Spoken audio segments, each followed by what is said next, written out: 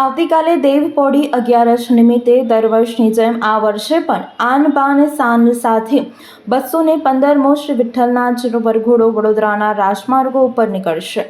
શ્રીમંત મહારાજા ગાયકવાડ દેવસ્થાન ટ્રસ્ટ દ્વારા સંચાલિત શ્રી વિઠ્ઠલનાથજી મંદિર ખાતેથી આવતીકાલે દેવપોઢી એકાદશી નિમિત્તે દર વર્ષની જેમ આ વર્ષે પણ આન બાન શાન સાથે 215મો શ્રી વિઠ્ઠલનાથજીનો વરઘોડો વડોદરાના રાજમાર્ગો ઉપર નીકળશે. વર્ષોની પરંપરા મુજબ વડોદરાના રાજવી પરિવાર દ્વારા ભગવાનની પૂજા અર્ચના કર્યા બાદ વરઘોડો પ્રસ્થાન કરશે. આ વખતે ચાંદીના રથ પર બિરાજમાન શ્રી વિઠ્ઠલનાથજી ભગવાનનો વરઘોડો વડોદરાના રાજમાર્ગો ઉપર નીકળશે, જેમાં ભગવાન નગરચર્યાએ નીકળશે ત્યારે તમામ ભાવિક ભક્તોએ દર્શન આપશે અને ભક્તો તેમના દર્શન કરી ધન્યતા અને આશીર્વાદ મેળવશે. સોના ચાંદીનો રથ ઇંગ્લેન્ડમાં બનાવવામાં આવ્યો હતો. આવતીકાલની તમામ તૈયારીઓને આખરી ઓપ આપવામાં આવી રહ્યો છે. મંદિર પ્રશાસન દ્વારા રોજ થનારી આરતીનો સમય જાહેર કરવામાં આવ્યો છે, જેમાં મંગળા આરતી સવારે 3 કલાકે થશે, શણગાર આરતી 6 કલાકે થશે અને રાજભોગ આરતી સાંજે 7 કલાકે થશે.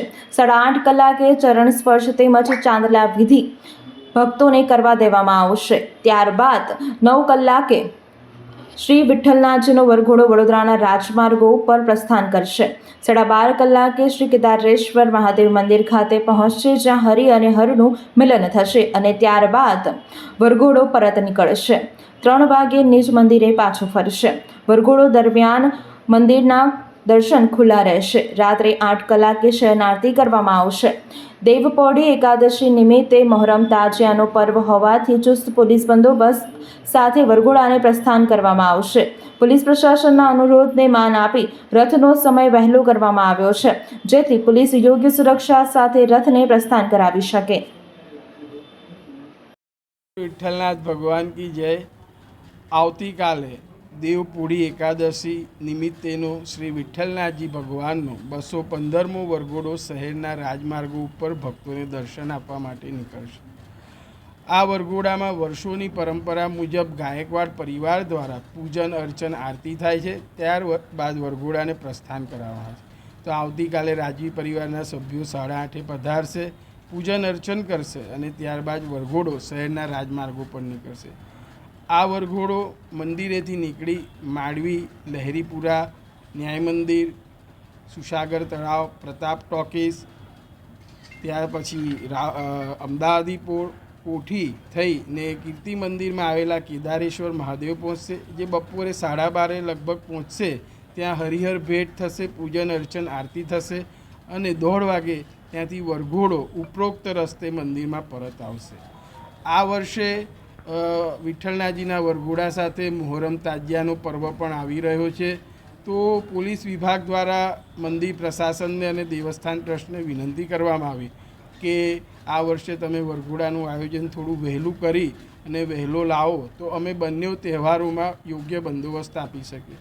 તો દેવસ્થાન ટ્રસ્ટ અને વિઠ્ઠલ મંદિર પરિવારે એને ધ્યાનમાં રાખીને આ વરઘોડો સવારે અડધો કલાક વહેલો નીકાળવાનું આયોજન કર્યું છે અને બપોરે 3 થી 3:30ની વચ્ચે મંદિરમાં પરત આવી જાય એવું આયોજન કર્યું છે કે પોલીસ વિભાગ બંને તહેવારોને યોગ્ય બંદોબસ્ત આપી શકે.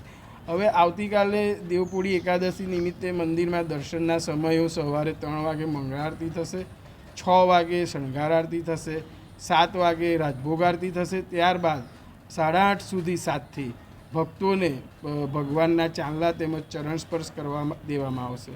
ત્યારબાદ ગાયકવાડ પરિવારના પૂજન અર્ચન બાદ વરઘોડો શહેરના રાજમાર્ગો પર 9 વાગે નીકળશે અને રાતે શયન આરતી થશે. આ દર્શનના વરઘોડાના સમય દરમિયાન મંદિરમાં દર્શન ખુલ્લા રહેશે. તો દરેક ભક્તોને વિનંતી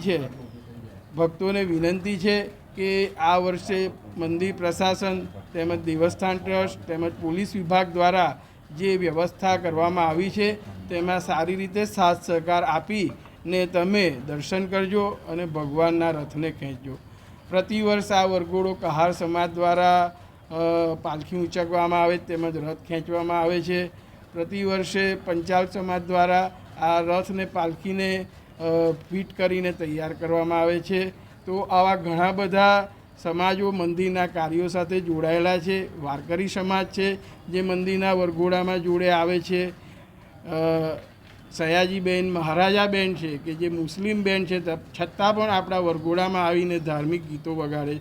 તો આ બધાના સાથ સહકાર અને સહયોગને લીધે આ વરઘોડો આનંદમય અને ભક્તિમય રહે છે. એ સાથે મીડિયાનો પણ ખૂબ ખૂબ સાથ સહકાર રહે છે કે જે લોકો મંદિરે આવી નથી શકતા, દૂર રહેતા વડીલો, એને આપ લાઈવ કવરેજ દ્વારા જે દર્શન કરાવો છો કે જેને લીધે એમને મંદિરમાં આવવાનો સંતોષ થાય છે. તો આપનો પણ આવો સાથ સહકાર કાયમ મળતો રહે એવો દેવસ્થાન ટ્રસ્ટ અને વિઠ્ઠલ મંદિર પરિવારથી આપને એક વિનંતી છે. જય વિઠ્ઠલનાથ. વડોદરાના સમાચાર જુઓ તથા આપણી ચેનલને સબસ્ક્રાઇબ કરો અથવા સંપર્ક કરો.